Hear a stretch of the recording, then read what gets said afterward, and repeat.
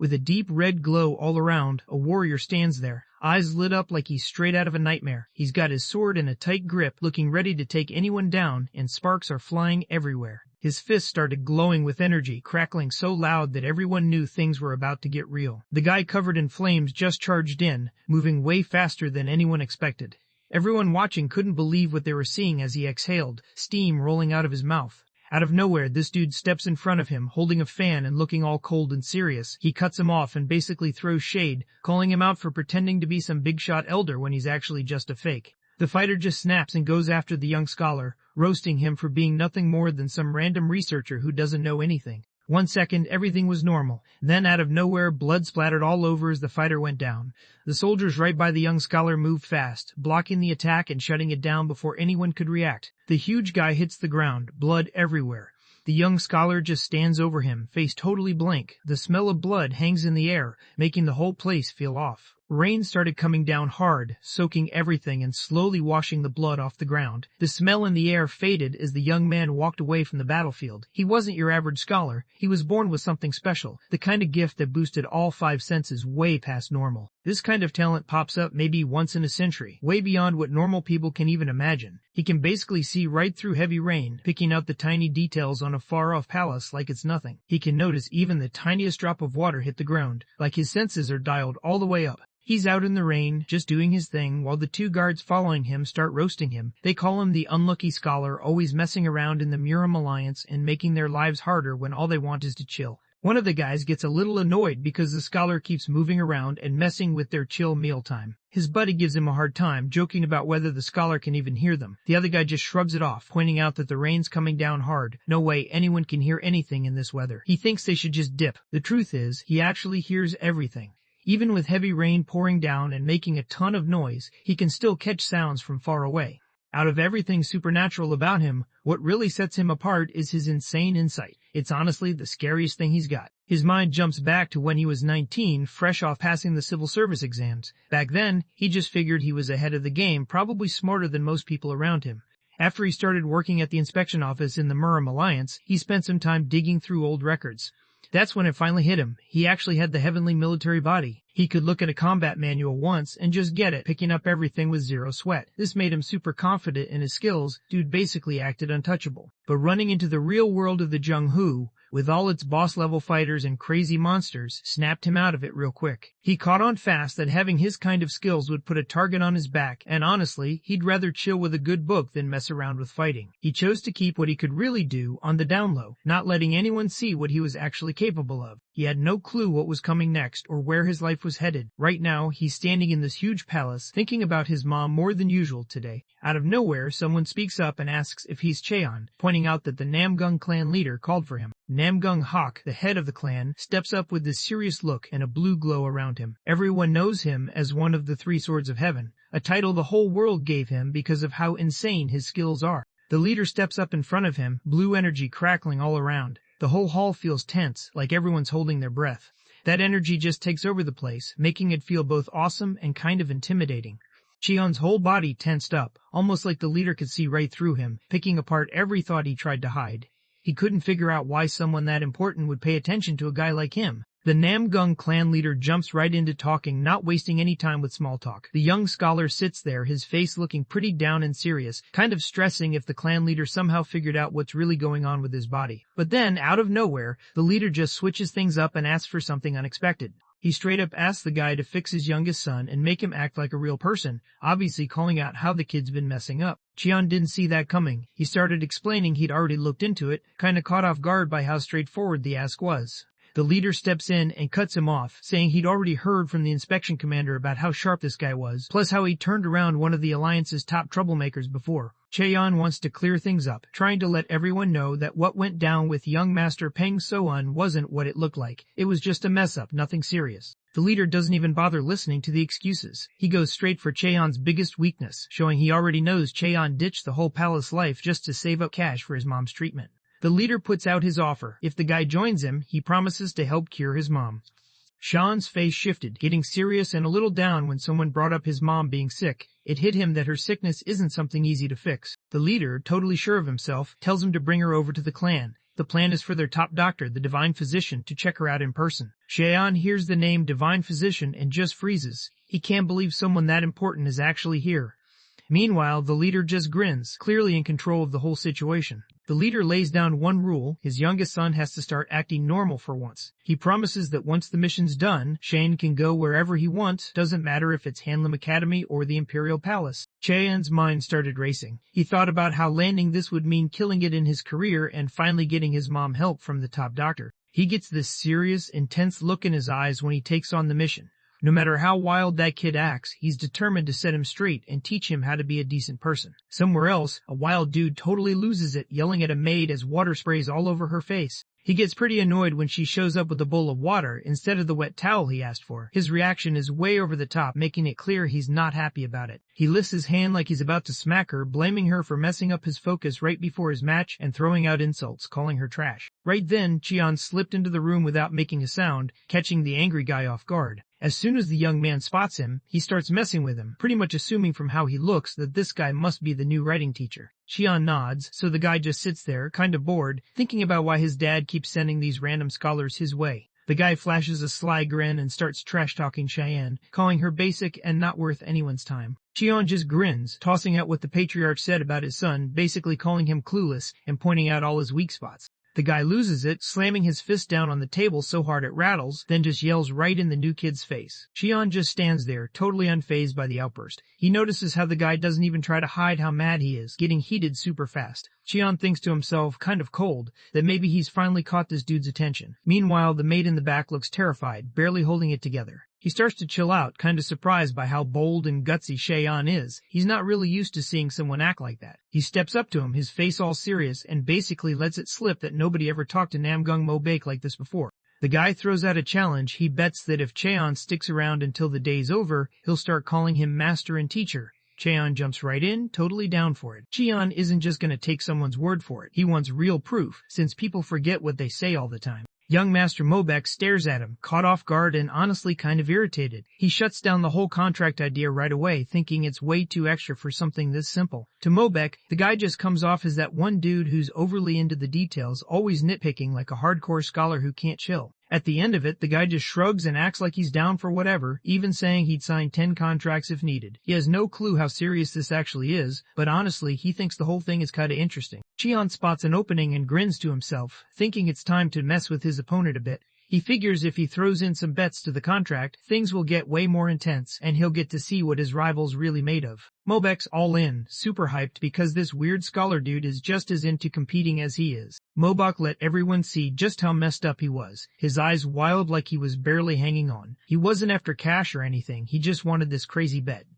If he came out on top, the other guy would be stuck as his slave for a whole year, no questions asked. Cheon thinks this rule is pretty childish, but he goes along with it anyway, kind of entertained by how silly it is. Mobek takes the contract and checks out the handwriting, barely nodding like he's impressed. He tells the guy to come with him, looks like Mobek's about to show him firsthand how things really work around here. Mobek steps out of the room, cracking up like he's already won, pretty much set on showing this scholar how rough real life can get. Cheon just stands there, watching him go, not saying a word. Cheon takes a look at the young master and figures he gets mad pretty fast, but he also really gets into stuff and does everything honestly, kind of like how little kids don't hide how they feel. In the middle of the Pack City market, Mobek spots a noodle shop and his whole vibe changes. He looks straight up hyped, totally dropping any sense of pride. Even with all that excitement, he's still thinking about how to set Cheon straight and fix his annoying attitude. Mobek's just walking along when he spots this massive dude who looks like he's ready to wreck anyone. Seeing the chance, Mobek flashes a sneaky grin, already plotting his next move. He puts all his strength into smacking the guy on the back. The warrior yells out, mad, trying to figure out who just did that. Mobek acts like he has no clue what's going on, keeping a straight face while the warrior gets all fired up. He plays dumb, trying to figure out why the guy's yelling at him like that. Mobek, with this sneaky move, just points his thumb back at Cheon, basically throwing his teacher under the bus and telling the warrior to go ask Cheon what's up.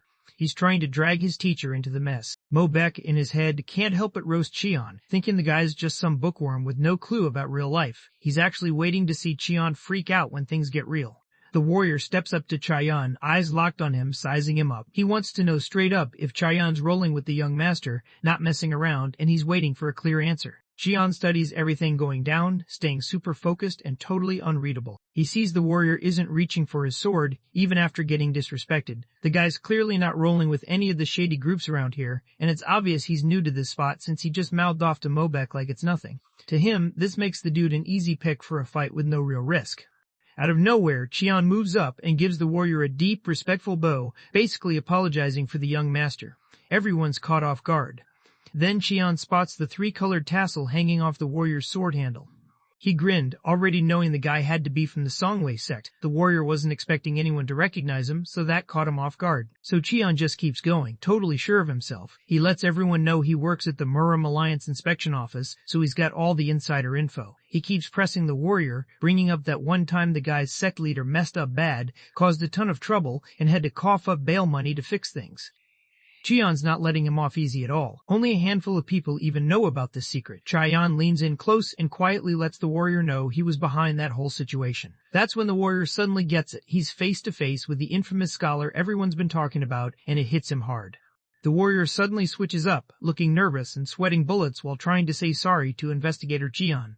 Meanwhile, Chayan can't help but laugh to himself, kind of surprised that his nickname might actually be getting around. Mobek just stood frozen in the back, totally thrown off by how this tough warrior suddenly bowed down and looked scared of some regular scholar. It didn't make sense to him at all. Chayan and Mobek head out, with Chayan casually waving bye to the warrior. Mobek, though, is heated, annoyed at how everything just flipped on them. Chayan lets the warrior know that Mobek smacked him on the back just to mess with him and get him in trouble. The warrior can't help but look at Mobek with some pity, thinking he got stuck with the worst teacher ever. Mobek catches those looks and it just annoys him even more, like he can't stand being pitied. Mobek catches these two whispering and instantly gets annoyed, trying to figure out what they're keeping from him. While all this is happening, Chayan's eyes light up with this wild, almost evil energy. Deep down, he knows things are about to get real interesting, and he's locked in for whatever's coming next. Mobek steps in front of Chayan, clearly ticked off and not wasting any time. He demands to know what Chayan just said to that warrior, looking like he's ready for answers right now. Chayan throws on a fake innocent smile. He acts like he did nothing wrong, just played it cool and apologized politely. Mobek locks eyes on Chayan, and you can just see how mad he is. He's starting to clock that Chayan isn't just some regular dude, and it's getting under his skin. Deep down, Mobek decides he has to shut Chayan down for good because, honestly, he's really starting to hate this guy.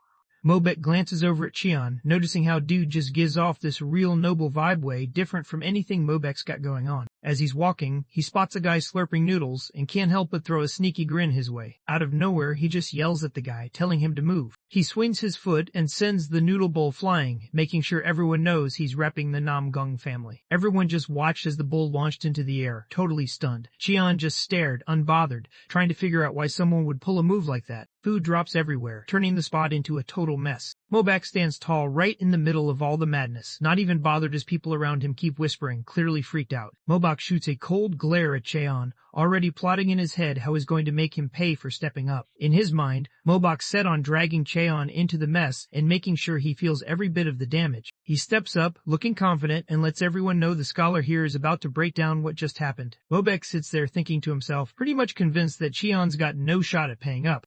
Mobek grabs Chayan by the collar and leans in close, basically daring him to talk his way out of the situation with that quick mouth of his. Chayan just nods and tells him he'll make it happen if that's what he really wants. Chayan moves up, catching Mobek's side-eye. Around them, the gang running the market starts whispering to each other. Chayan notices all the eyes on him, and it's obvious these stares aren't friendly. They're locked right on him. He lifts his hand and gets the street vendor's attention, letting everyone know he just made a call about the noodle stand. He lets everyone know that from now on, the rules for paying protection money on this street are switching up. He points straight at Mobek, making it clear that the Namgung clan's own son is the one calling the shots on these fees now. Mobek just looks at Chayan, totally caught off guard. Chayan's got this sly grin, like he's already won something. Deep down, Mobek really doesn't want to deal with running a street this dirty. Mobek wants to speak up about using his clan's name, but he just gets stuck, stumbling over his words and looking mad. Right when things were heating up, guys from the Dosik gang pulled up loud, making it clear they run things around here. They didn't waste time letting everyone know they're in charge of collecting money, throwing some serious threats at Chayan for stepping out of line. Shion steps in and calls out their sloppy leadership, putting them on blast in front of the whole crowd. He lets everyone know that the young master is about to handle things himself, repping his clan, and all that for the way they've been ripping people off. Mobek just stands there, totally thrown off. Shion sees an opening and leans in, pushing Mobek's buttons by questioning if the Dosik gang actually scares him. Mobek takes the bait and, not wanting to look weak, yells out that he could outdo them any day. Shion doesn't let that slide and makes sure everyone around catches what Mobek just said. Shion let everyone know that if they wanted to stay safe, they'd have to pay 1 copper every month. The merchants can't help but smile, clearly hyped after what just went down. One of them is especially pumped, thinking that kicking the stall was a smart way to show the Dusik gang who's really in charge. Everyone started cheering for Namgung Mobek, showing their respect by bowing to him. He's straight up buzzing and can't believe they're actually calling him a hero and showing so much gratitude. The merchant's whole face lights up when he hears Mobok's name echo through the place. Mobok lifts his hand to say hey to everyone, and honestly, having the crowd cheer for him just hits different. Shion stands off to the side, grinning as he watches everything go down. He can tell right away that most of the guys causing problems in the alliance are just starving for someone to notice them. He sees how just showing some love and paying attention actually helped them out, and you can tell it worked because Mobek's way happier now. Up on the top floor, 2 women were chilling by the window, checking out what was happening down on the street. One of them started thinking if her friend actually knew that scholar who was hanging out with the young master. His companion lets him know she's never seen him around this street before and figures he must be the new scholar the Namgung clan just brought in. The silver-haired lady sees that the scholar looks about as young as Namgung Mobek, but this guy handles Mobek like he's got it all figured out. Even though he just looks like some regular scholar and not someone she'd usually pay attention to, he's got serious control and doesn't flinch. She figures that if this scholar can deal with the Namgung clan's mess without breaking a sweat, he's already on another level with his skills. She shoots her friend a sharp look, thinking this guy could actually help out with their mission, so she quietly tells her friend to go check him out. Out of nowhere, she switched things up and asked where the important thing was. The other person told her it was safe in the mountain stronghold. He lets her know that spot is honestly the safest place to stash all that money right now.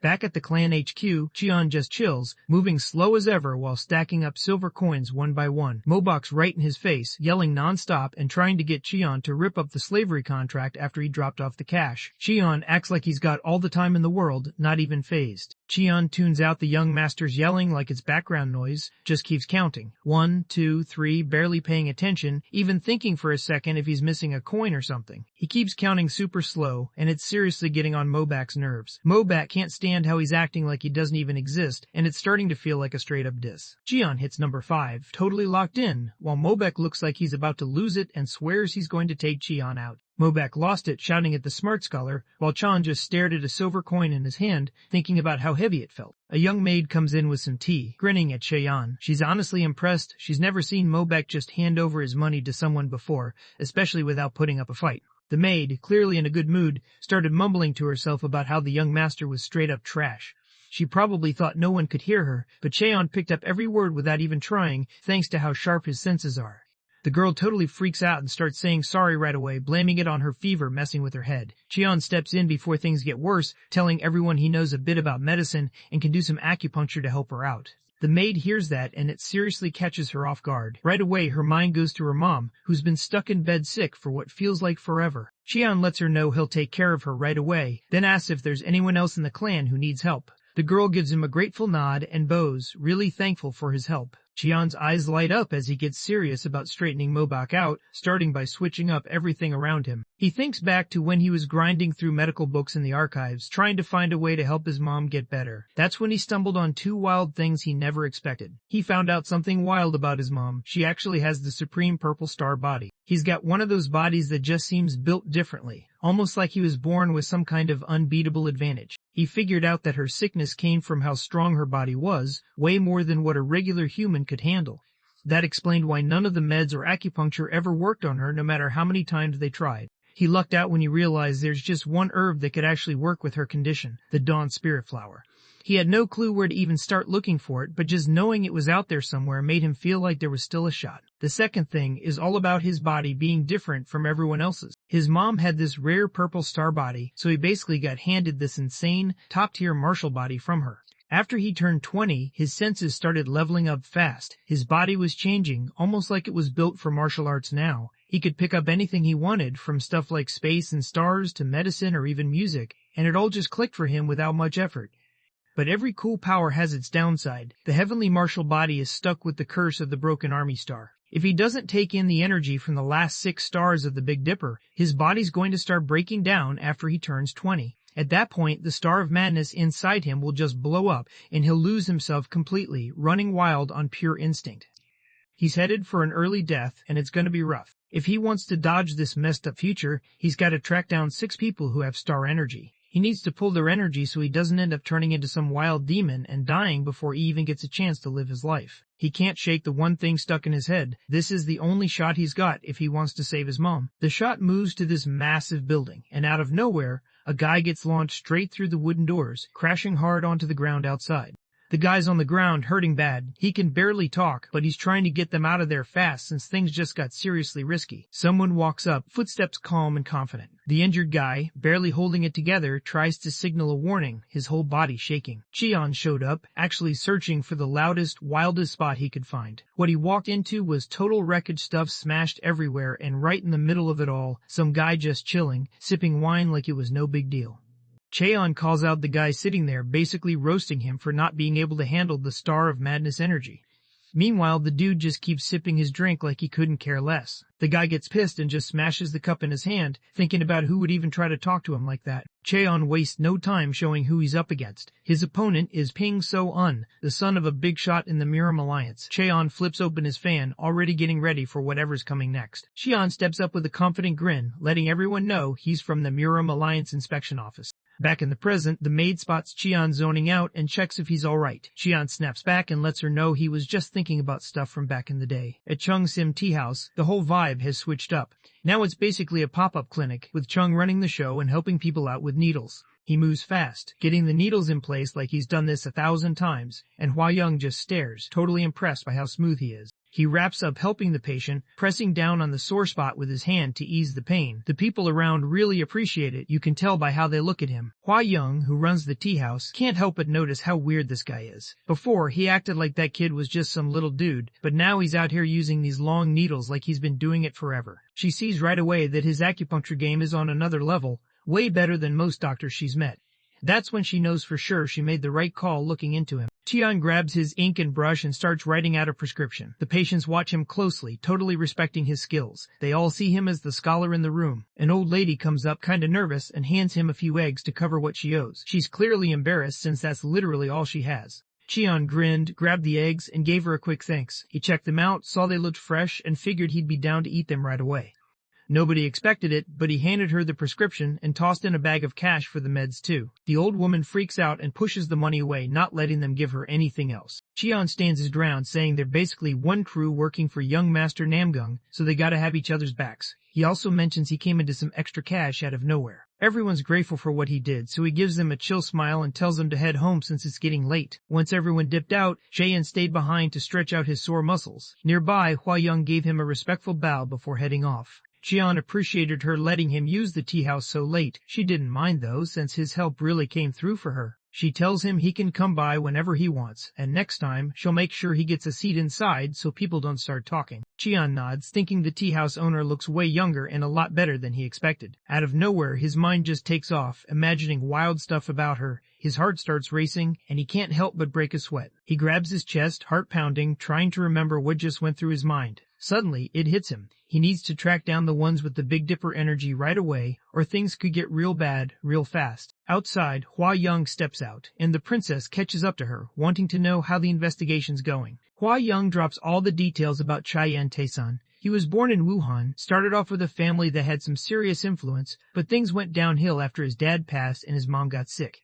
Now, they're basically broke nobles just trying to get by. Hua Yang notices that even though he looks like a decent guy, he's got a lot of people who don't like him. Working at the inspection office back then didn't really help his reputation. He exposed all sorts of shady stuff and didn't hold back when it came to taking down big names, even the top leaders and pavilion masters. That got him a bunch of rewards, but it also made him some serious enemies along the way. He was so strict that he actually took down an elder from the Miram Alliance. People said he wouldn't let anything go, not even in the afterlife. His grind was so real that even ghosts kept up with him, which is how he got the name Ghost Scholar. The Alliance couldn't handle the pressure from his fight against corruption, so they shipped him off to the Namgung clan, basically trying to cut ties. Still, something about this move just doesn't add up. It's kinda sus. People say he's got serious martial arts skills too, right up there with the top young fighters making waves in the Murim Alliance, almost hitting first-rate status. Out of nowhere, everyone starts talking about his mom when the lady tells her friend to just say what she found. Hua Young checked out Cheon's mom and took a good look at the stuff he keeps buying from the pharmacy. After putting it all together, she realized there's a real chance his mom could have Sun-Paul's severance disease. The princess's eyes lit up, curious if this could finally be the sickness she's been searching for the whole time. It's been 5 years since she dipped from the North Sea Ice Palace. Since then, she's been moving around, laying low as a doctor, always hunting for a cure to this rare disease. Now, she's got 1 year left on the clock if she can't track it down. After thinking it through, she figures she's got to check out Cheon Tyson's mom herself to be sure. Turns out Hua Young is actually the third guardian at the North Sea Ice Palace. Her boss told her to keep a close eye on that scholar and not let anything slide. Cheon walked down the street, lost in thought about the Big Dipper. He kept wondering where everyone with that star energy had ended up. He gets it. If you're born with this energy, you'll end up showing what you can do sooner or later, maybe even end up leading your own crew. While he's lost in his own head, he suddenly picks up on someone nearby. Out of nowhere, Mobak shows up, plastering on a smile that everyone could tell was fake, and he calls the guy teacher. He pulls out this beat-up old book that's been in his family forever. Apparently nobody's ever been able to figure out what it actually means. Mobak acts all innocent, pretending he's just curious if the book is some kind of fighting guide. He says he'll figure it out on his own this time, like he's got it covered. Cheon was his writing teacher, so he went straight to him for help figuring out what those talismans meant, acting like he had no clue what was inside. Cheon eyes the guy, not trusting him one bit. He's trying to figure out why this kid suddenly wants a favor and what he's really up to. He figures he might as well go for it since he's bored out of his mind, so he says he'll give it a shot. Mobek turns and heads off, that smug grin on his face. Cheon catches it right away and just knows Mobek's already cooking up something shady. Mobek can't help but laugh to himself, thinking this clueless scholar is about to mess up big time. He figures, just like everyone else who tried to read that book, the guy's gonna lose control and totally wipe out. Cheon freezes for a second, trying to process if this kid really just gave him the Namgung clan's secret manual. Mobek chills on the grass, looking totally relaxed. He throws Cheon a look that basically says he doesn't think Cheon can even figure out what's in the book, almost daring him to give it a shot. Mobek thinks the manual he handed over isn't just some random book. He's sure it's actually a killer martial art that's wrecked a ton of talented Namgung clan members before. He realizes that if he tries to figure out this opportunity, his meridians are just going to get blocked one by one. He watches from a distance, straight up laughing to himself, just waiting for Cheon to mess up and lose control. Cheon chills under the open sky, totally focused on his book. He spots this line about how being super simple is basically the same as being super complex. All because the great Tao doesn't have a set shape. The words stick with him, and he keeps running them back in his head, trying to catch the meaning that most people would probably miss. Cheon notices the book is packed with next-level martial arts secrets, and instead of getting caught off guard, he's low-key hyped like. He can't help but get excited just thinking about how insane this could be. Cheon's walked in on the book, not messing around. He knows rushing through it could mess up his chi, so instead of just skimming the words, he tries to let the verses sink in, really feeling them in his body. While this is going on, the young maid walks in, all smiles, ready to share some good news. She's seriously hyped because her mom's doing way better now, thanks to the medicine he gave her last time.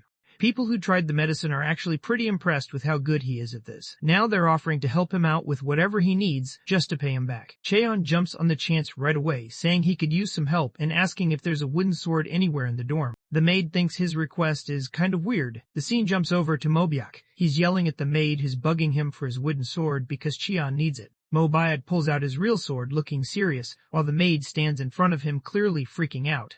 He aims his blade right at her, and she totally loses it, screaming and begging him to stop. Mobiak chucked his actual sword at her, basically making fun of her and pushing her to drop the wooden one and go with the real thing. He doesn't stop there. He starts tossing out all sorts of weapons, pretty much daring him to bring his A-game and use whatever he's got. The scene moves over to Cheon. He grabs the wooden sword, totally chill, and starts moving with this smooth flow. While he's at it, he's quietly saying some words, stuff like formless ripple, silent dispersion, and crossing boundaries, almost like he's in his own zone. Cheon picks up on the chants, realizing they're packed with some deep Buddhist stuff that makes everything way harder to figure out. He figures out that if he really wants to get good at this, he needs to learn where the 7 spiritual meridians are and what they mean, just like they talk about in esoteric Buddhism, not the usual Taoist stuff he's used to. Mobek can't help but smirk to himself, low-key sure that the way the book is set up is just too confusing for Cheon. He figures Cheon's probably gonna mess up eventually and end up with some serious chi problems. Mobak doesn't realize that Cheyenne once spent time in the Moram Alliance library checking out some old-school Buddhist stuff, so Cheyenne actually knows exactly where these spiritual lines are. Cheon locks in, channeling all his energy straight at the 7 main blood points.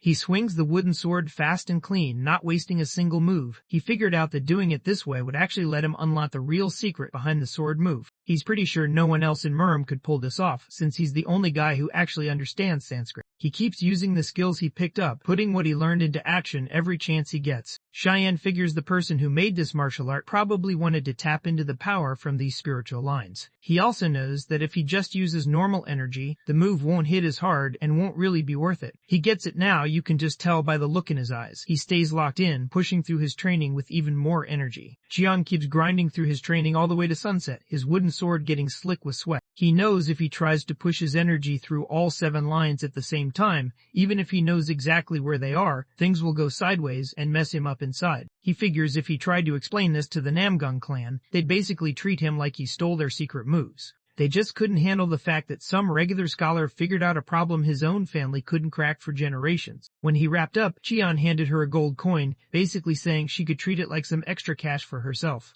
The maid kept saying it was her job to help him out, but Cheon told her again he appreciated it. He lets her know he's heading out for a bit and that if anyone comes looking, they should just know he'll be back later tonight. Cheon walks into a shop and wants to know where to find a big herb shop nearby. Someone points him in the right direction, so he heads over. He's out walking down the street thinking about whether he'll spot any herbs that might help his mom get better. Out of nowhere, one of the gang guys catches sight of him and starts yelling that he's found the guy everyone's after. Dosaki, the boss, looked mad. He was thinking about how much cash they just lost, all because of Cheon, and was trying to figure out if Cheon even got how serious it was. Cheon found himself boxed in by a bunch of gang members, all holding clubs and weapons. They made it clear they'd heard the Namgung clan was about to take over the protection racket on Northern Road. Dosuke wants Cheyenne to get the clan to let them start collecting fees again. Cheyenne just stares at him, totally ice cold, and wants to know what's really pushing Dosuke to make that move. Cheon basically tells him that if he's got a problem, he should take it up with the young master, making it clear that risking his life just for some protection money isn't worth it. He looks at him, basically daring him to prove he's actually got what it takes to handle the Namgung clan. Dosuke lets out a laugh that's straight up disrespectful, making it obvious he knows the guy doesn't actually have any power. He clearly got the inside scoop from someone, so now he's just flexing that he's one step ahead.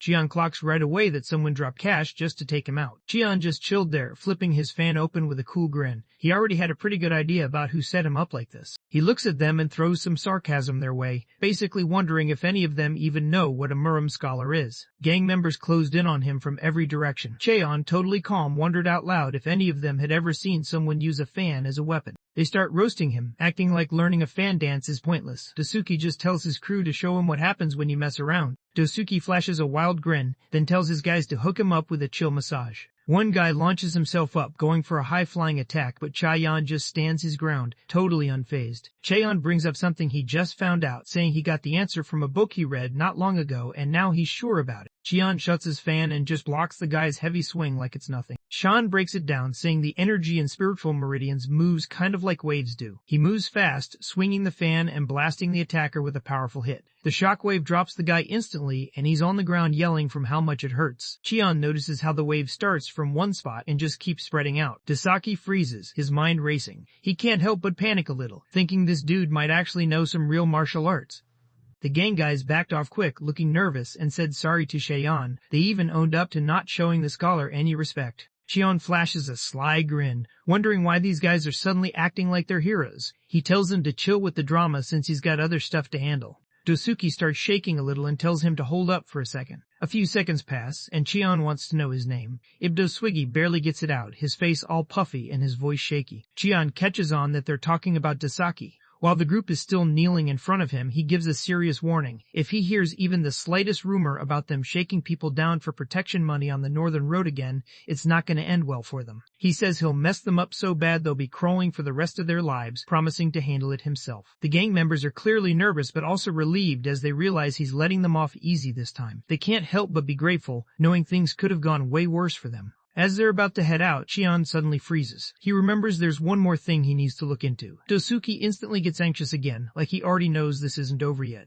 Dosaki and his crew keep saying sorry, clearly scared, while Cheon just flips open his fan, looking icy. He's debating if he should keep putting them in their place for a bit longer. After a while, Cheon pulls up at the Hall of 100 Herbs, which is basically the biggest herb spot around. He looks around and notices the shop's way bigger than he expected. Honestly, if the guys he went up against were a little tougher, he could have really pushed that technique to see what it could do. Now, he just thinks he missed out on a chance to level up. He walks into the shop, still picturing how that spiritual wave just wrecked everything in its path. He's already planning to make a fan out of straight-up iron, something tough enough to handle whatever he can throw at it. Inside the shop, Mobek sees someone he knows and just freezes up, totally forgetting why he even walked in. He spots this girl with silver hair and just freezes for a second. She's honestly on another level. Out of everyone he's ever seen, she easily makes his top 3. He doesn't expect it, but Mobek just shows up right in front of her. Out of nowhere, Mobek says he's from the Namgung clan and, being way more polite than usual, asks what her name is. The princess stares at him with zero warmth, clearly not impressed that he showed up. She's got a ton on her plate and really just wants him gone.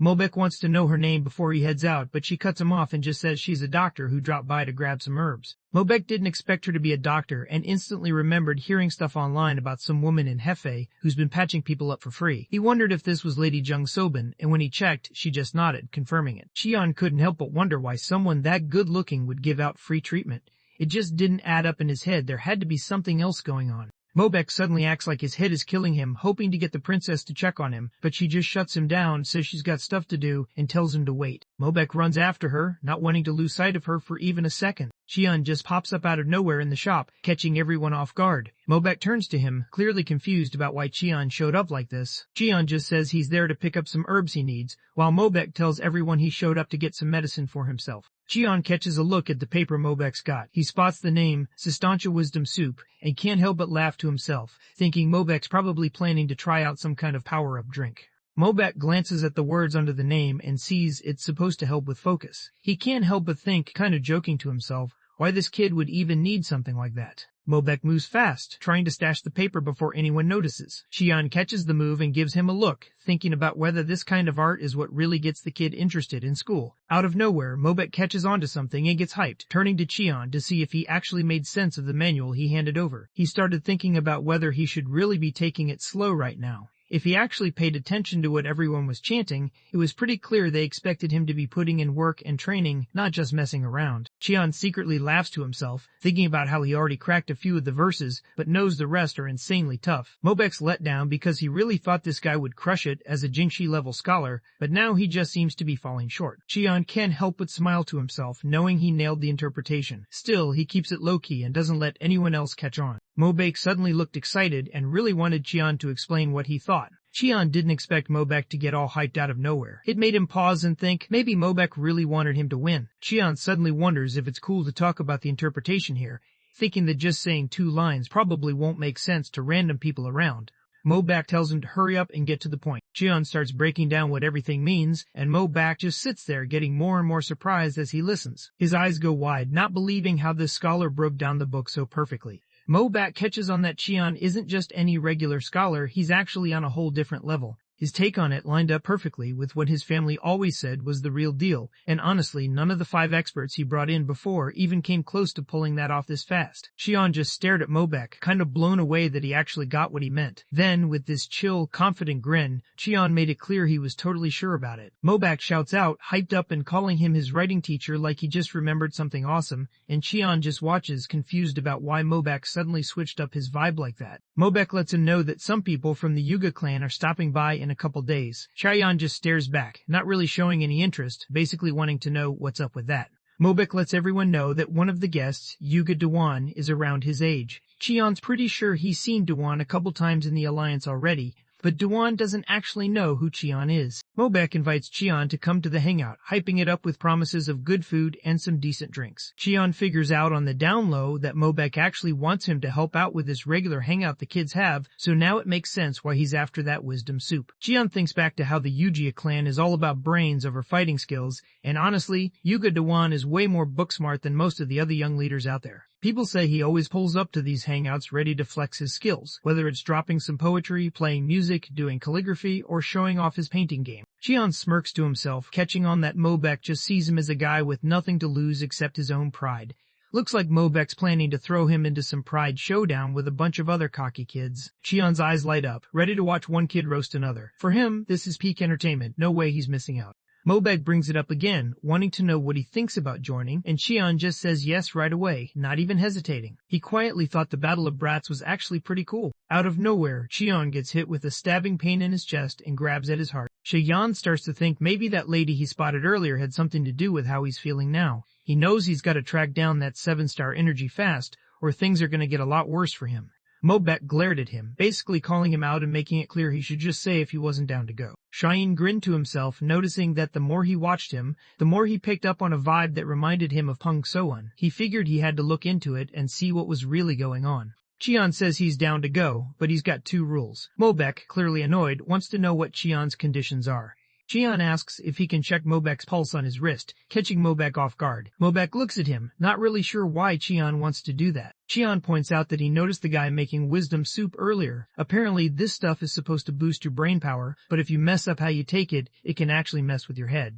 Mobek gives him a look, basically telling him that messing up the flow of internal energy through the wrist could seriously mess someone up inside. He wonders, not even hiding the sarcasm, if the guy just wants an excuse to check him out for some soup. Cheon looks over and wonders if the guy isn't worried that the soup might totally mess up his martial arts skills. Mobek doesn't really want to, but he still puts his hand out for Cheon. Cheon grabs Mobek's wrist and sends a bit of his own spiritual energy through just to see what'll happen. He just wants this trip to the Namgung clan to actually pay off. Cheon starts to feel super lightheaded, but there's this weird energy pulsing around him. He can't help but wonder, totally stunned, if this is actually the Wookiee star right in front of him. Mobek looked a little on edge, wondering if something was up. Cheon just hit him with a big smile, making it clear everything was chill. His mind was sharp, and whatever meds he was taking weren't messing him up. Mobek gets this weird feeling when he sees Cheon's odd smile, thinking Cheon must be low-key impressed by how smart he is. Mobek wanted to know what the second condition was. Cheyenne just grinned, keeping his eyes on your training session. Mobek didn't see that coming and wanted to know what was up. Cheyenne laid it out. Old-school clans like Namgung have their own way of doing things, with unique signs and their own road to follow. To really get what the chants in the book are talking about, he's got to know how the clan's other martial arts work. Watching Mobek move is clutch for him. It helps everything in the book finally make sense. Mobek didn't expect Cheon to actually care about his training. Most of the time, scholars acted like martial arts were just some wild stuff for brutes, and they never showed any real interest. He's all in, thinking that Cheon actually wanting to watch the training and really understand what's going on is what makes him a legit scholar. Mobek sits back, scheming on the low. He's already planning to get Cheon to break down the manual he's studying. If Cheon nails it, that's a win, and if not, Mobek's not stressing. Either way, he's chill. Mobek says he's down, but he wants Cheon to break down the martial art he's working on right now too.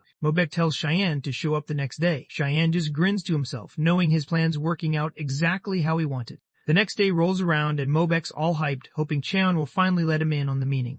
But Cheon just shuts him down without a second thought, keeping it icy and tossing a book his way instead.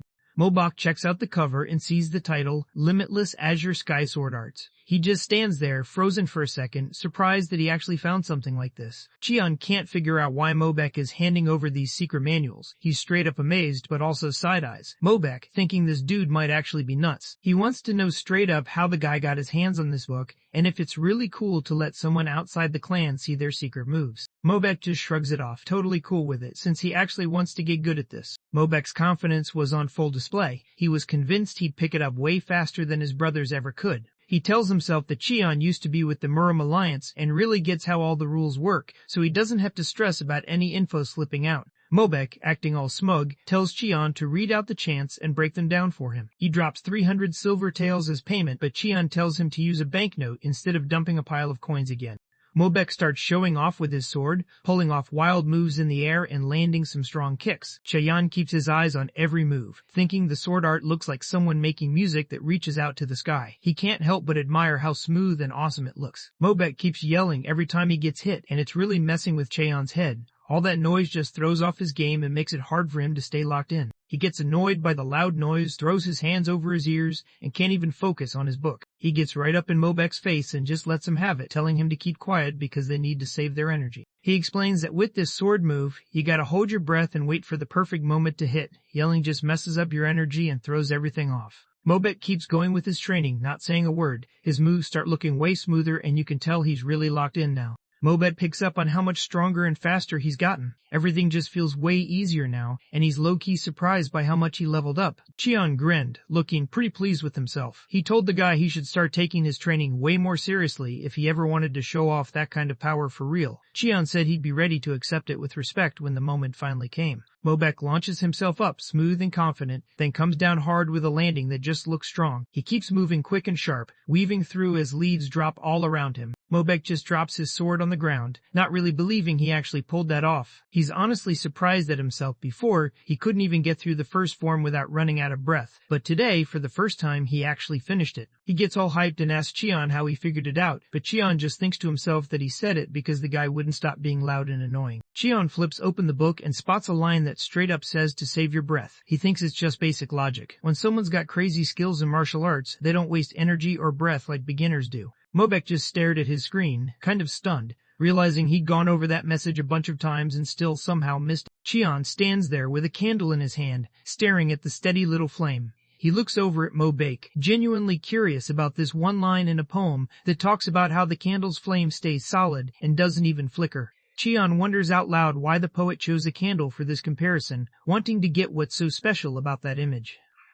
Mobek catches on to what's really going on. It's not about keeping his body still. He figures out it's all about locking in his breathing so nothing messes with the flame. Mobek grabs his head, kind of stunned because this explanation goes way deeper than anything he's ever seen from the clan. He starts thinking, no way, is this really what someone with a Jingshi degree can do? Mobek's honestly just impressed by how smart Chan is. He sees how Chan figured out the moves and pulled them off, but Mobek knows Chan doesn't actually know what to say next. He's missing the chance to come after. He stares down at his hands, kind of frustrated. He knows he can copy the moves, but deep down, he gets that he's missing something important. He just doesn't know what the moves are really about. Cheon gives him this look, clearly not buying it, and basically calls him out. He wants to see if Mobek actually gets it, telling him to do the moves right there if he's missing something. Mobek's thrown off and kind of pushes back, not really sure what's going on. Cheon takes charge, making it clear he's the one running things here. He basically calls out the whole idea of a teacher bowing to a student, thinking there's no way learning happens like that. Not even trying to hide the sarcasm, he lets the other guy know he can let this go if he's not up for it.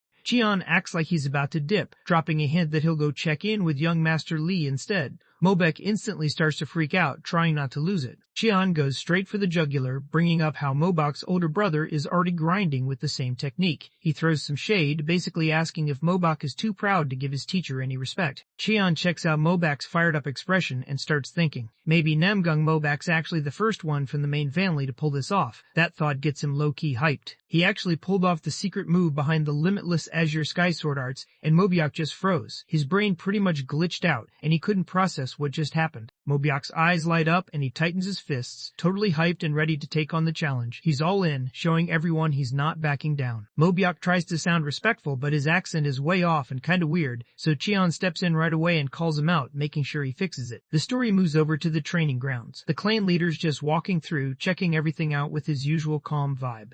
The leader picks up on the noise and instantly worries that Troublemaker is messing with the new scholar in the market again. He decides right then that if the kid gets the scholar kicked out, he's definitely going to let him have it. He didn't expect Mobek to ask for more, so that threw him off. Watching Cheon smack Mobek with a stick to keep him in line, while Mobek just went along with it, was wild. From a distance, the leader keeps an eye on Cheon, noticing how he tells his student to pay attention to what the opportunity really means, not just the moves. The leader starts thinking, almost in disbelief, if this scholar is actually giving him a lesson in martial arts right now.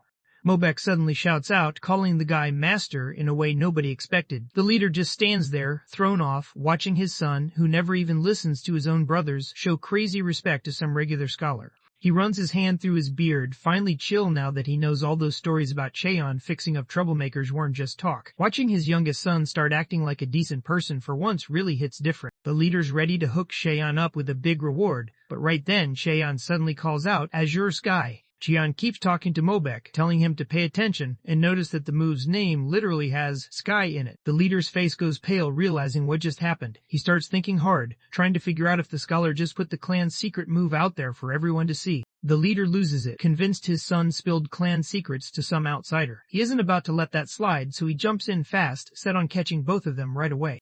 Right as he's about to make a move, he catches Cheon telling Mobak to chill and really think it through. Cheon's breaking it down, saying if Mobak cuts out all the extra stuff, there's just one real answer left. The leader freezes when he hears Cheon going hard with those chants. Mountains might look massive, but they're still under the sky, and no matter how deep the water is, it always moves across the ground. Every word brings up scenes of wild nature, with massive mountains and deep water looking perfectly balanced. Mobak chills with his eyes shut, sitting super still, just thinking back to what his teacher said about how mountains connect with the sky and water sticks with the earth. He gets lost in his own thoughts, thinking how even the tallest mountain still sits under the same sky, and even the deepest water has its limits. Mobak snaps into his inner world, suddenly underwater, surrounded by this super clear blue. There's a bright light shining everywhere, and he just gets it, like everything finally clicks in his head. Cheon checks out his student and can't help but smirk. He sees right away that Mobak figured out the mental image almost instantly. It's clear to Cheon, this kid's got some next-level martial arts skills. The clan leader hangs back, keeping an eye on everything from afar. Sweat starts running down Mobak's face while his eyes flicker with a weird green light. Suddenly, things start to make sense for him, like he's finally seeing the whole picture for the first time. He gets up fast, swinging his sword in this huge circle, thinking about how the sky is basically the biggest thing out there and that it pretty much holds everything together. He lifts his sword up, pointing it at the sky, and suddenly it clicks. This is what the whole blue sky thing is really about. As he's taking that in, Cheon looks over, shutting his book, and checks if things are finally starting to make sense for him. Mobak lifts his sword and aims it straight at the sky, locking in on that endless blue above. In that moment, he just knows. The sky keeps going forever, no cap. That's what limitless really means to him. His eyes lit up and his sword started glowing with wild energy. He was locked in, ready to go all out with a serious hit. Mobak swings hard, throwing out a wild burst of energy that pretty much tears the sky open. He just loses it, cracking up and getting hyped because he actually pulled off the move. You can tell he's never felt anything this crazy before, and he's all in on that rush. He looks over at his teacher, totally locked in, eyes lit up and ready for whatever comes next. He's just waiting to hear what to do now, hoping for more tips so he can level up. Cheon just gives a chill smile and breaks it down for him. Using this deep example about a bird, he basically points out that when a bird's flying up in the sky, it's not stressing about some special way to move its wings, it just does its thing and goes wherever it wants. He keeps telling him that if he wants to really fly, he just needs to open up and go for it. Like, just stretch his wings and aim for the sky. He breaks it down, saying the only way to truly get the hang of the limitless Azure Sky Sword moves is to let yourself be free, no holding back. Cheon walks up to him, that knowing grin on his face. Cheon's basically lived his whole life doing whatever he wanted, never really caring about rules. Out of everyone, he gets what real freedom is like. Cheon drops some heavy news, and Mobak just freezes, trying to process everything he just heard. He rests his hand on his chest, kind of surprised, thinking maybe all the wild stuff he's done is why he actually gets what real freedom feels like. He just starts laughing on and off, not really believing how weird and messed up the whole thing is. He stares at his shaky hand, chills hitting him hard. It's kind of wild since he always thought he really got what martial arts were all about. Turns out, he was totally wrong. The clan leader stood off to the side, watching everything play out. He started to realize his own understanding wasn't all there, and being in charge had kind of blinded him to the bigger picture. All the pressure from being the clan patriarch had him stuck in his own head, making it hard to see what was really going on.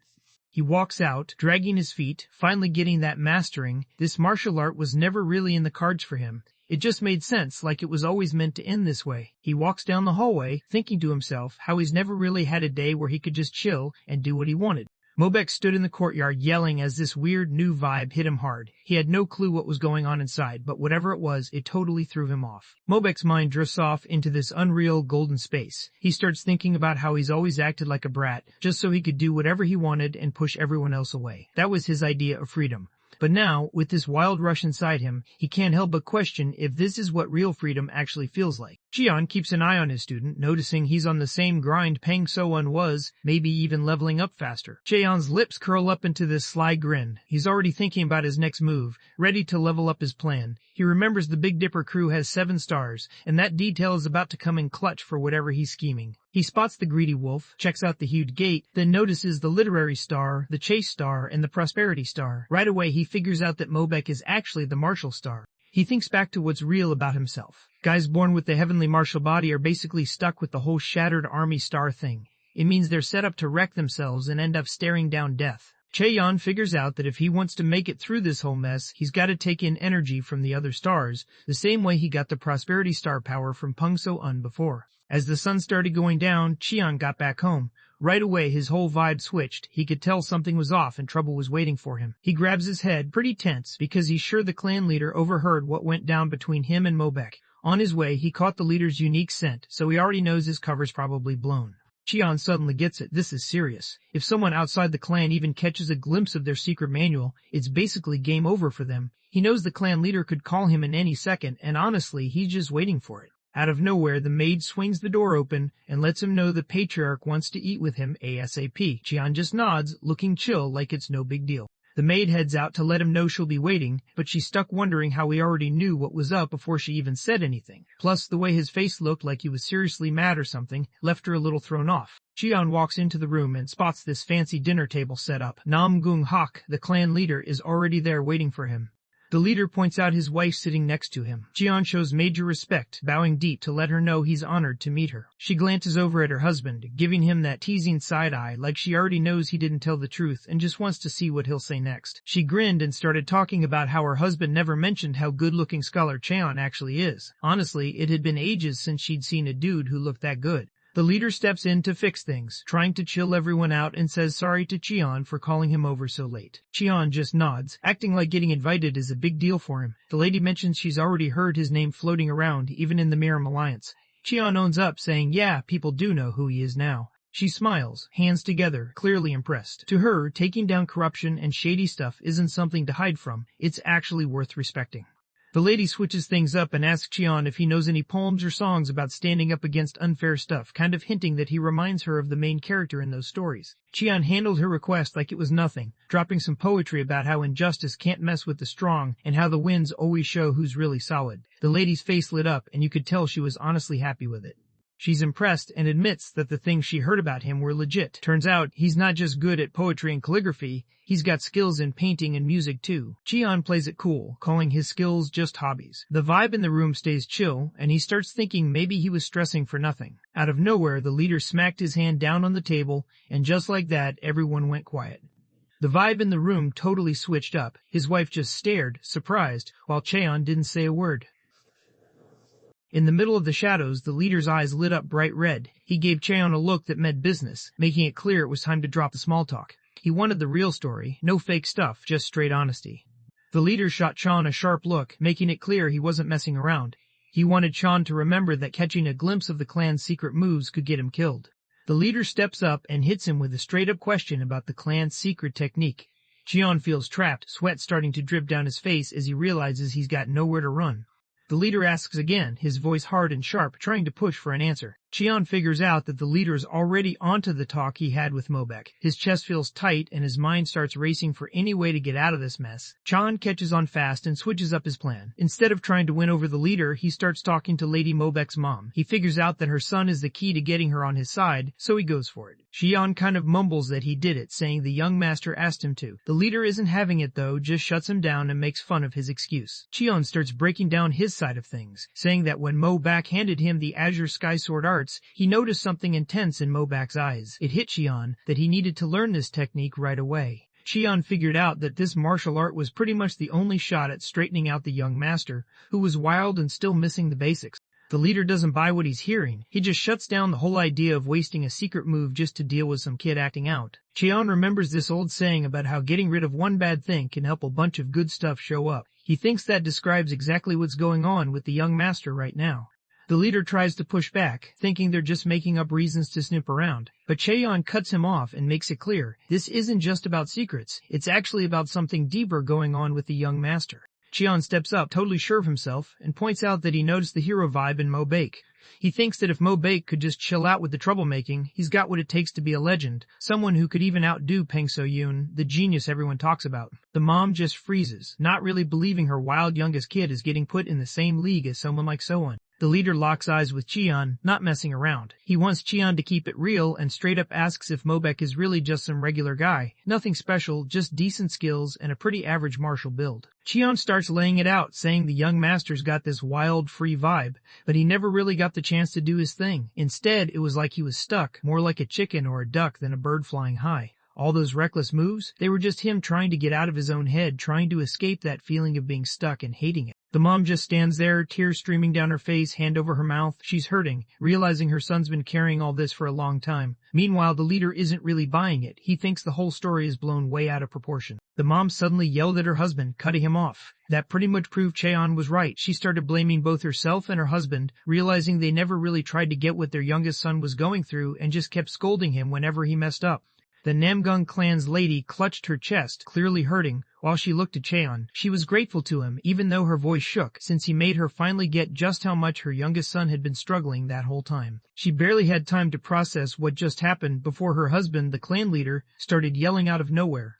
Instantly, she snapped back to reality. One of their top-secret clan techniques had just gotten out, and that's not something anyone could just let slide. She steps up to her husband, eyes already tearing up, and just lays it out. She's not some martial arts pro, and none of this fighting stuff really makes sense to her. But honestly, as a mom, all those legendary moves or even the Emperor's sword don't mean anything if her son's in danger. She makes it clear she'd give up all those secrets in a heartbeat if it meant saving her kid.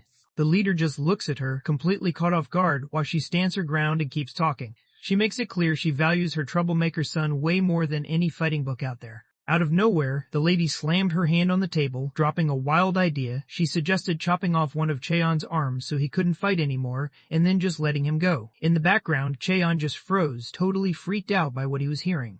The leader just stares, totally locked in and not messing around. Meanwhile, Cheon freaks out and bows fast, swearing up and down as he tries to save himself. Cheon yells out, basically begging. He says if he ever shares the Namgung clan's secrets again, he's totally fine with losing both his arms, no questions asked. He's dead set on proving himself, saying losing his head wouldn't make him bitter. The leader locks eyes with him, sizing him up, and finally decides to let him have one more shot to show he's loyal. The leader lets everyone know that tomorrow, some big shots from a massive clan are coming over. He figures they'll probably ask for a friendly fight, but deep down, he knows they just want to embarrass his youngest son again, like they always do. The leader remembers his son getting wrecked by his rival, lying on the ground after losing again. He reminds everyone that his son never managed to beat that guy, not even once. Cheon's face is dripping with sweat. He's really on edge, trying to figure out if this is all about making sure young Master Mobek wins tomorrow's duel. The leader just nods with a chill, confident grin, letting him know that if he pulls this off, he'll actually get a real spot won that lets him check out all the clan's secret moves for real. Cheon's eyes go wide. He definitely wasn't expecting that. Meanwhile, the leader just lays it all out. If Cheon messes this up, he's got to put his own life on the line. The leader gestures to his neck with his thumb, making it clear that someone as sharp as Cheyenne totally gets what this deal is all about. Cheon goes quiet for a second, sizing things up fast. It clicks for him. The patriarch wants Cheon to stick around in the clan, but he's throwing down this tough challenge just to keep him close. He just needs a solid reason to show the Namgung clan's elders and council so they'll actually bring him on.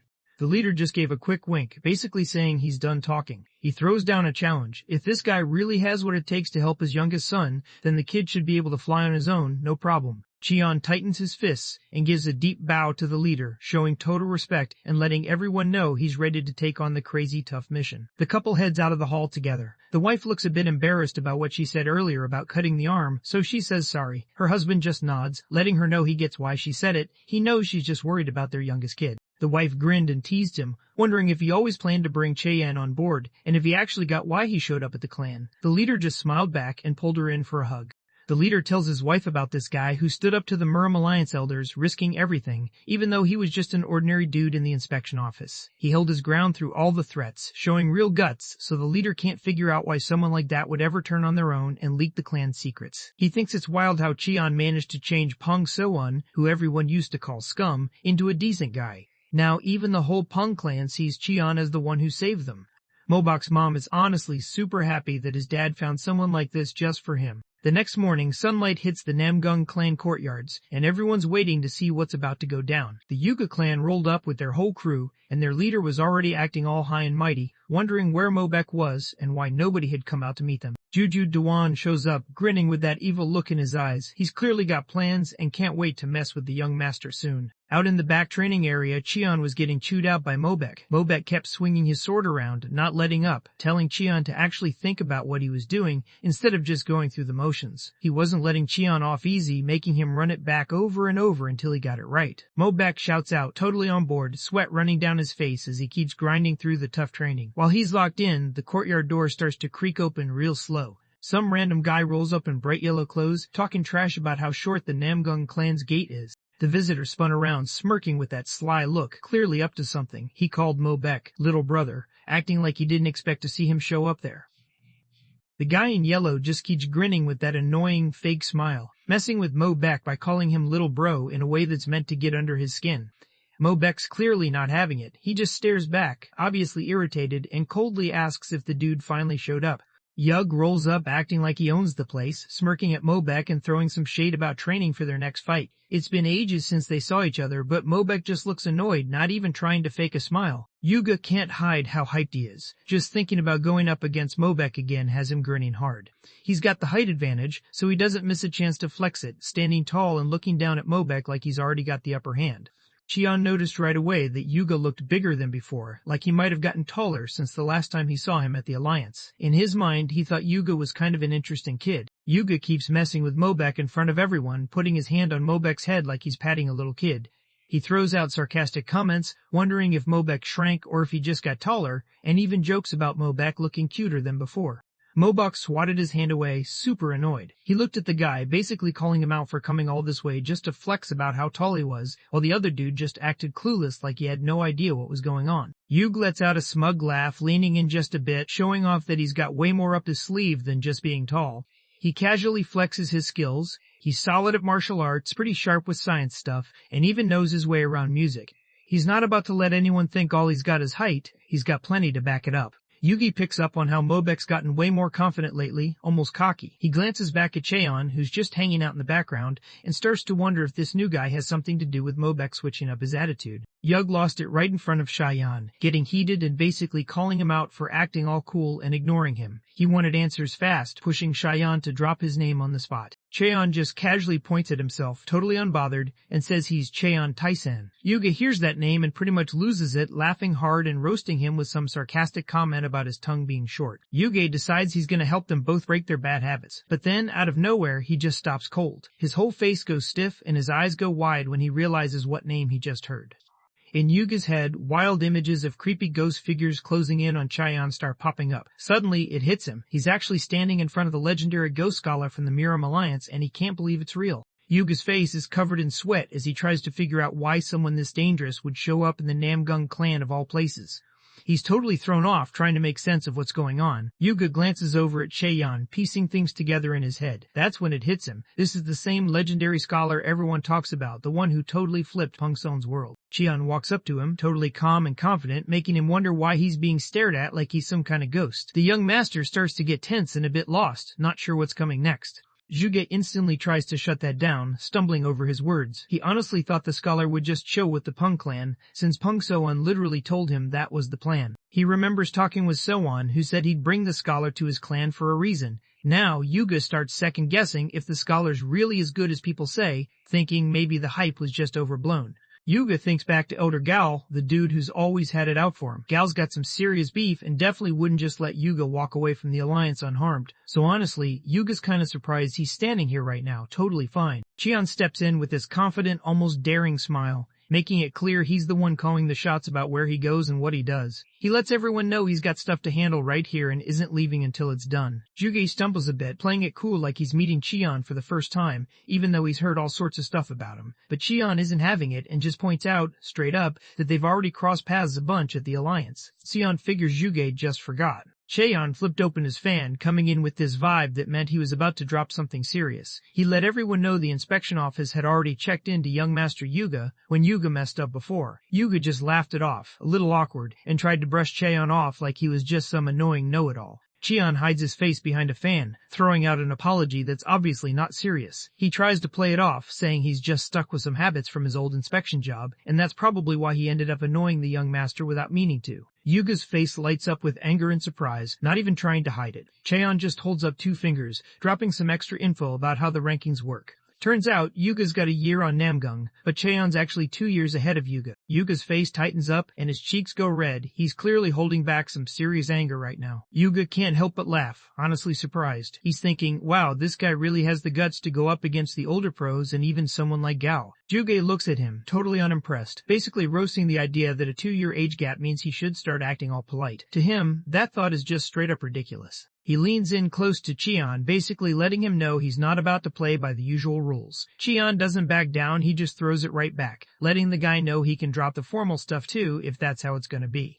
Cheon's grin comes back, all confident like he's got it figured out. He just says it's cool since he's the older brother, and Yugo's mind basically glitches. Out of nowhere, Yugo just blurts out, calling him a jerk. Mobek just stood there, totally stunned. He knew right then that hardly anyone, no matter how good they are or how old, would ever have the guts to talk so chill and honestly, so bold, to someone from one of the 5 top clans. Mobek glances over at Cheon, kind of surprised but smiling. He realizes Cheon really does everything like he's got nothing to lose, and that confidence Mobek saw on day 1 wasn't just for show, it's just how Cheon is. Mo Bayat checks out Cheon and just can't help but be impressed. The way Cheon stands, so solid and confident, kind of forces Mo to respect him, even if he didn't want to. Right then, Yug spots Cheon's dark energy showing up like a giant ghost. Cheon basically tells him to drop the formal talk and just say what he wants. The way Cheon asks if he should stop comes off mad threatening, and it honestly scares Yug to his core.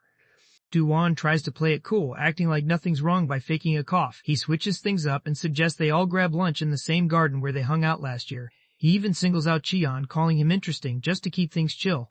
Duan heads out, walking fast like he's got somewhere to be. Behind him, Cheon just waves his fan and pretends to thank him, not actually meaning it. As soon as Duwan's gone, Cheon cracks up, realizing little Duwan is way more entertaining than he expected. Cheon isn't happy with how things are going, but he just goes for it and shouts out to Do-won, sounding way too cheerful. Do-won just stops dead, totally stiff, and you can tell he's fuming inside. Do-won spins around, his face fired up and eyes blazing, but he just keeps moving, not even glancing back at Cheon and Mobek. The second the guest dips out, Mobek bolts over to Cheon, totally hyped. His eyes light up, almost like a little kid seeing something cool for the first time.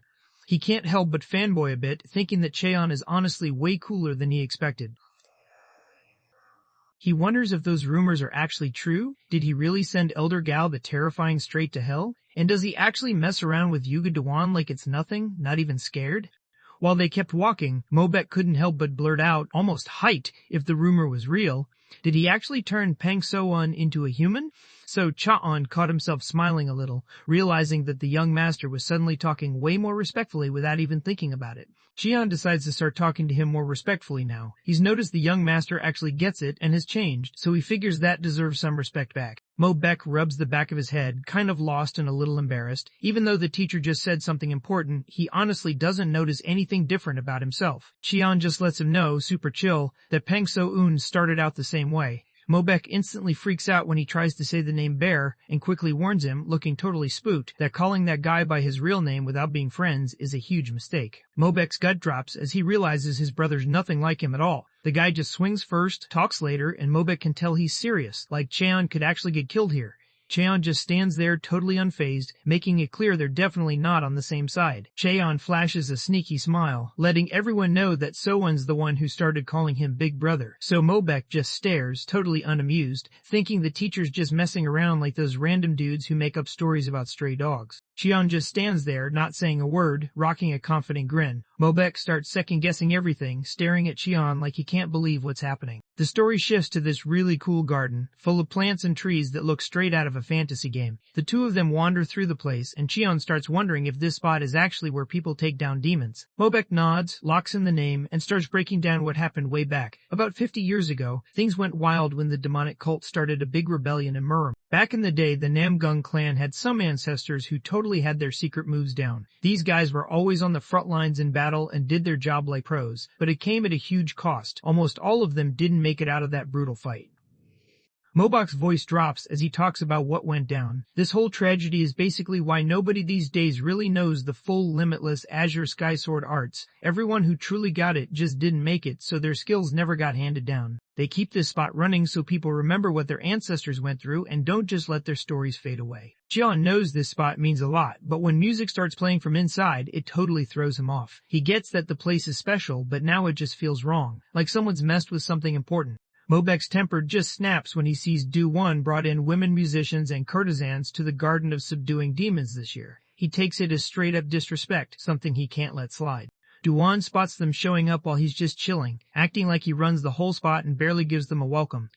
Meanwhile, Mobek's hands are shaking. He's seriously mad that someone would even think about bringing courtesans somewhere this important. Duan let out a laugh, kind of making fun of the whole situation. Even though he's straight up from the Yuja clan, he can't just call in courtesans at his own place whenever he wants. But here, they hand them out to some random guy like it's nothing. Duan thinks the Namgung clan gives away too much, all while the courtesan's just chilling, playing the pipa. Right then, Mobek's about to lose it and jump in, but Cheon just puts a hand on his arm, cool as ever, letting him know to chill and not make a scene. Cheon gives him this confident stare, basically saying he's got everything under control. He just wants the young master to chill and watch how things play out. Cheyenne walks in, rocking a bold grin, calling little Do-Won by that name again. He throws out the question, asking if Do-Won's having fun, obviously trying to get a reaction. Do-Won just shoots him a hard glare, clearly not happy about it at all. Do-Won opens the door and doesn't bother acting friendly. Chan notices the vibe but still heads in, pulling Mobek along even though he clearly doesn't want to go. Mobek jumps in, raising his voice, but Do-Won isn't having it. He stands up, snatches the peeper right out of the player's hands, looking totally bored, like he can't even be bothered by what Mobek just said. Do-Won is right in the middle of the hall, holding the instrument on his own. He's over being bored by himself, so he asks for some music to break the silence. Now he's just casually running his fingers across the strings, showing he really knows what he's doing. Do-Won, scheming in his head, thinks it'd be hilarious to have the player go first. He figures this move will put Mobek and Cheon on the spot and make them really hear the skill gap. His fingers moved smoothly over the pipa strings, making chill tunes echo around the pavilion by the pond. He closed his eyes, getting into the vibe and matching his music perfectly. Cheon chills out and sips his tea, just listening. Mobek standing off to the side, arms crossed, looking serious. Out of nowhere, Do-Won just stops playing, hand locking down on the strings, acting like he messed up and didn't think things through. Do-Won shoots Mobek a cocky grin and pretty much calls him out, thinking Mobek only knows how to throw punches and work out, so there's no way he gets music or knows how to vibe with it. Mobek gets annoyed and starts yelling. Do-Won drops a sneaky insult, then acts like he's sorry, saying he just forgot Mobek didn't really know much about high-class stuff. Cheon spots what's going on and catches on quick. He sees Do-Won messing with Mobek, clearly trying to get under his skin before the big fight. In his head, Cheon thinks Do-Won's actually pretty smart, but also seriously annoying. Do-Won, sounding all smug, lets everyone know he's about to perform, and even takes a moment to explain it for his clueless brother. He drops the name of the piece, High Mountains and Flowing Waters, like it's something legendary. Cheon suddenly cuts him off, his eyes locked on the teacup. He points out that this song is ranked second out of the 10 legendary tunes, and it's well known because Boya wrote it to mourn Zhang Ziki, the only dude who ever really got his music. Do-Won couldn't believe how much Cheon knew about music. Cheon just nodded, all confident, like he's got every one of those top 10 songs memorized, and even jams out to them now and then. Out of nowhere, a bunch of noise pops off outside the pavilion. Do-Won glances at the door, basically saying, "This is the perfect moment. The guest just pulled up." Mobek and Chan are both caught off guard, not really sure what's going on. Do-Won let it slip that he called some people over. He couldn't get how nobody was around to hear music this good, especially with a crowd just hanging out outside. Do-Won grinned, looking like he had something wild planned. He let everyone know he was bringing in a guest, someone huge. He was talking about the top courtesan in all of Hefei City. Everyone instantly spotted the lady as she walked in, and the crowd started hyping up Chong-Yu from Heavenly Pleasure Pavilion. Guys were honestly surprised, trying to figure out why someone famous for being insane at the zither and pipa would show up here. Chong-Yu pulled up looking sharp, dressed in some seriously nice clothes. She had this cool vibe around her, almost like flowers and good energy just followed her everywhere. Right behind her, her assistant showed up carrying her instrument. People couldn't help but stare. She looked incredible. Even Mobek, who usually kept it cool, went red and couldn't hide how much he was impressed. All around, guys were whispering about how her looks were just as next level as her talent. Jae-young glared at Do-Won, clearly not impressed. He thought Do-Won was just flexing his power, acting like he was something special because he could bring in someone as important as Chae-young-yu. Chae-young can tell right away that Do-Won wants as many people watching as possible, probably to show off and get some attention. He's also hoping Chae-young-yu will judge both his skills and his opponents right there in front of everyone. While Do-Won greets the lady, Chae-young quietly thinks he's acting like a kid who can't hide what he's really up to. Do-Won turns to face them, rocking a confident grin. He's ready to kick things off and judge their singing, and the way he looks, straight up intense, almost daring, makes it clear he's pumped to show what he can do. While the two clan leaders wandered through the garden, one of them noticed the young masters squaring off for another friendly match this year.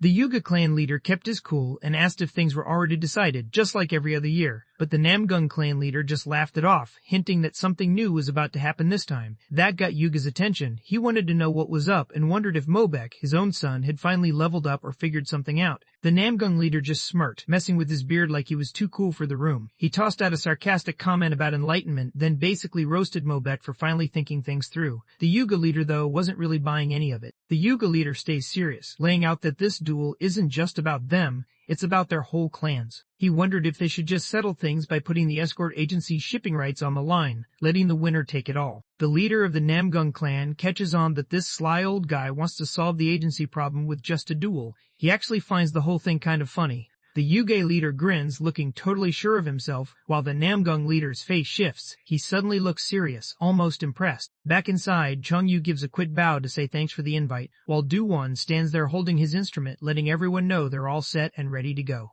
The whole place is packed out, and Do-won lets everyone know that the top musician in Anhui just showed up to see what's going down. Do-won looks at Chongyu and tells her she's in charge of the evaluation. Then he switches over to Cha-yuan, checking if he's ready to head out and kick off the duel, throwing in a sarcastic jab about whether he's getting nervous. Chion laughs it off, acting like he's not even nervous and saying he's actually hyped to mess around a bit. Out of nowhere, he throws Do-won a wild challenge. Since they're both in it to win, why not just go for the same song? Everything just went quiet. Do-won stood there, totally locked in on Chion, not even able to move. He couldn't believe what he was hearing. This challenge was all about pure skill, no tricks, no shortcuts. Do-won just grinned, acting all confident, and agreed to team up, but he made it clear he'd be the one picking the song since he started it. He grabs the piece called White Snow in early spring, trying to look tough, thinking this one's definitely going to trip Chion up, but Chion just stays chill, barely reacting like he's not even impressed. He's played that song a bunch of times already and doesn't think it's a big deal. Do-won couldn't help but roast this scholar in his head for faking confidence. He could tell the White Snow move wasn't something you just pick up after a few tries. To him, Cheon was just capping hard, hyping himself up way too much. His eyes locked in with a cold stare, promising to put this scholar in his place so hard that he'd never try to act up again. His fingers started working the pipa strings with real force, letting everyone know the music was about to kick off with some sharp, intense sounds. Chongyu and her blind friend could instantly tell something was different with the air in the hall the moment the music kicked in. Even though she can't see anymore, the blind friend says she still pictures every note dropping down, clear as day,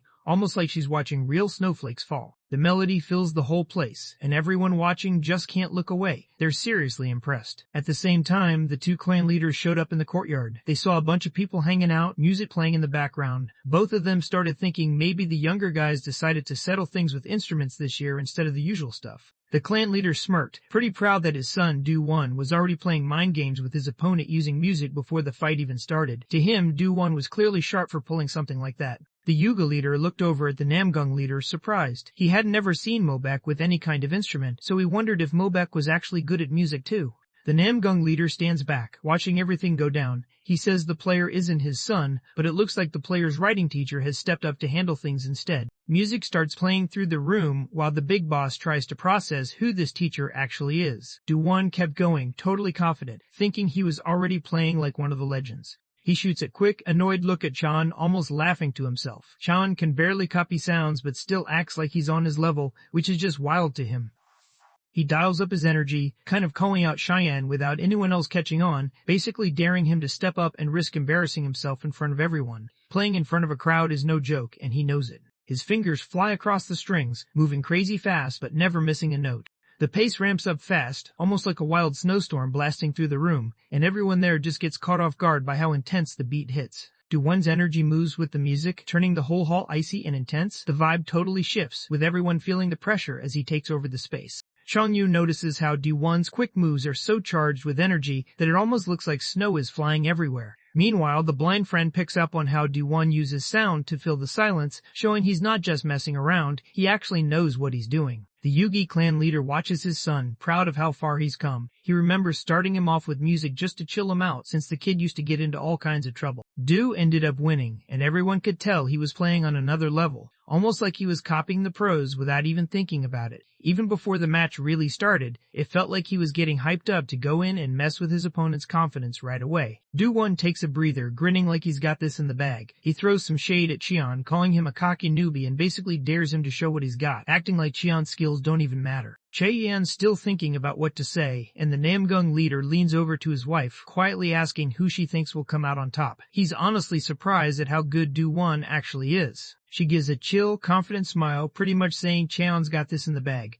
When her husband just goes quiet, kinda caught off guard, she tells him to trust her vibe. It's just something she knows. Cheon stays totally chill as he runs his fingers over the strings, locked in and not letting anything break his focus. Out of nowhere, Cheon hits his strings with one clean, powerful note. The energy in the room shifts, almost like a wave spreading out. Do-won gets caught off guard and starts trembling, totally rattled by it. The blind companion takes a second to process what's happening, kind of blown away by how they're both playing the same song, but it sounds totally different. He notices Do-won is really locked in on the harsh side of things, almost like he's channeling how cold and brutal the white snow can be. Cheon takes in the song from a whole different angle. For him, it's like the cold finally breaks and spring just shows up out of nowhere. Everything starts to feel warmer and way more alive. Mobek just froze, totally caught off guard by how insane the music was when his teacher's name got played. Meanwhile, Do-won was trying to keep his cool, but you could tell he was stressing, trying to match the beat in his head and thinking his opponent's skills were actually pretty solid. Do-won gets right up in his opponent's face, basically flexing and making it clear he thinks Cheon doesn't stand a chance, no matter what he does. He keeps playing with confidence, not letting up for a second. His eyes lit up, locked in with serious focus. He was ready to go all out, planning to use his insane speed to wipe out every trace of his opponent's moves, just burying everything under the crazy storm he was about to unleash. Cheon grinned to himself, thinking messing with these kids actually gets fun when they try to push his buttons. He figured he might as well pull out the wave technique, no other way around it. Cheyenne channels his energy right to his fingertips and barely brushes the strings of the instrument, keeping his movements smooth and controlled. Right then, Do-won's music started losing its grip, and phantom snow slowly faded out. In its place, glowing butterflies popped up everywhere, lighting up the room. The clan leaders and everyone watching just stared, totally caught off guard by what they were seeing. Butterflies float around and chill on the ground, making it really feel like spring's actually here, even though there's still some snow. Cheon watches all of this, pretty satisfied, noticing how the energy from the 7 stars moves out in waves that just vibe perfectly with the music playing. The crowd in the courtyard went wild, everyone hyped up as the music hit hard. Some people even said it felt like the sound went straight through them, leaving them with goosebumps. Cheon stares at his hand, totally lost in thought, thinking about how he might use this wild energy for stuff like cooking or whatever. Meanwhile, Do-won just stands there completely frozen, his face showing how angry and stunned he is. Do-won suddenly cuts through the quiet, not waiting around and wanting Lady Chongyu's take right away. She gives a quick, respectful bow and calls the performance straight up majestic. The woman clears things up, saying the girl next to her can judge sound way better than she can. She points out that since the girl lost her sight, her hearing leveled up way past normal. Basically, she's got super hearing to make up for not being able to see. Do-won couldn't believe what he just heard. He looked stunned at first, but then his face switched up to straight-up anger. The idea that a blind kid could somehow outdo High-Face First Lady, that seriously got under his skin. He finally gives in, acting like he's above it all. Since she can't see, he figures at least he'll get a fair shot. Nobody's judging by looks this time. He tells her to go ahead and start talking. Do-won stood in front of the blind girl, sweat dripping down his face and his whole vibe tense. He wanted her to settle things once and for all and let everyone know who played better, him or Scholar Cheon. Lately, I've had a strong addiction to watching manhwa and manga recap videos. Every single day, I find myself binging one after another, losing hours and days doing absolutely nothing productive. And honestly, it's getting out of hand. So, maybe we can make these viral videos too. I mean, look at the views, the growth, the community these creators are building. It looks simple, right? But that's a trap. You go down this endless rabbit hole, spending money, losing sleep, hiring editors and writers from Fiverr and Upwork, and still feel like you've been robbed. Because don't forget how emotional the YouTube algorithm can be with making videos go viral. It's unpredictable, especially when the market's saturated, competition's relentless, and somehow other creators are dropping 10-hour videos daily while you're stuck trying to finish one. That's when I realized something had to change. So, I built the solution, the Webtoon Narrative Suite, a complete one-click system that handles everything from cropping, script narration, text-to-speech, image processing, and full video generation in one smooth process. Save money, reduce hours of work, and have a tool that only gives you straight results. Click on the link down below and experience it for yourself. And if you want even more tools to supercharge your YouTube recap journey, visit my Ko-Fi and Patreon pages where I drop weekly new tools designed to keep you ahead as AI continues to steal our jobs. So tap in now before you get left behind.